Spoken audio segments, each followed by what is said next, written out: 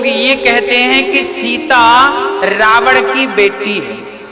अब सीता का रावण से क्या संबंध है, कैसे बेटी है, ये भी मैं आपको स्पष्ट कर दूं। ऐसा विद्वान लोग कहते हैं। ये बात कहाँ लिखी है मैं जानता नहीं हूं, पर संतों के मुख से सुनी है तो आपको सुना रहा हूं। ये सीता की सच्चाई चर्चा, सच्ची चर्चा तो यही है कि सीता मां पृथ्वी से प्रकट हुई है।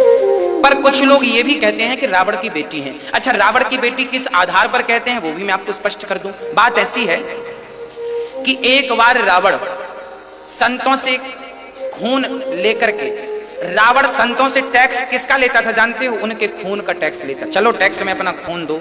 तब संत लोग अपना कुछ कुछ काट काट के रावण को खून दिया करते थे, ब्लड दान किया करते थे, रक्त दान किया करते थे, सारे ब्राह्मणों का, संतों का।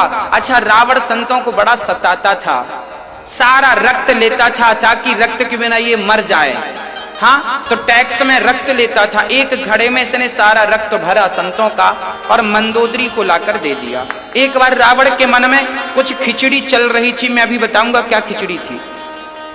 खिचड़ी ये थी, रावण जनक से बहुत जलता था, क्योंकि जितनी सुंदर लंका थी ना, उससे कई गुना ज्यादा सुंदर मिथिला थी।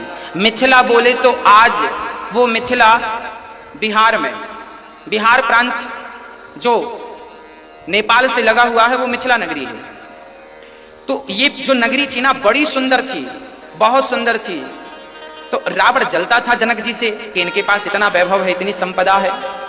तो रावण ने एक दिन सोचा कि संतों का रक्त इनकी जमीन पर गाड़ दूंगा तो जहां संतों का रक्त होता है ना वहां बारिश नहीं होती, बारिश नहीं होगी, इनको सूखा पड़ जाएगा, संत प्रजा श्राप देकर नष्ट कर डालेगी। तब संतों का रक्त इकट्ठा किया रावण ने, और इकट्ठा करके और वो मंदोदरी को देता है कि जरा तुम संभालना, हम आएंगे ले जाएंगे। अब रावण अपने काम से चला गया। एक दिन क्या हुआ कि वो रक्त, रात्रि को प्यास लगती है मंदोदरी को, मंदोदरी को प्यास लगी तो रक्त को पानी का घड़ा समझ करके वो रक्त पी लिया। मंदोदरी ने संतों का रक्त पी लिया, और जब पिया तो कुछ दिनों के बाद वो गर्भवती हो गई। एक दिन रावण से मंदोदरी ने कहा, अच्छा मंदोदरी गर्भवती होगी क्योंकि वो संतों का रक्त था। जब मंदोदरी गर्भवती हुई तो रावण से कहा मंदोदरी ने कि हमने सुना है कि आप गर्जना करते हैं तो गर्भवती नारियों के गर्भ गिर जाते हैं। रावण बोला गिर तो जाते हैं, तो एक बार हम आपकी वो गर्जना सुनना चाहते हैं। मंदोदरी ने कहा सुनाइए। अब रावण पहाड़ पर चढ़ा और गर्जना की। जब गर्जना की तो मंदोदरी जो गर्भवती थी गर्भ गिर गया।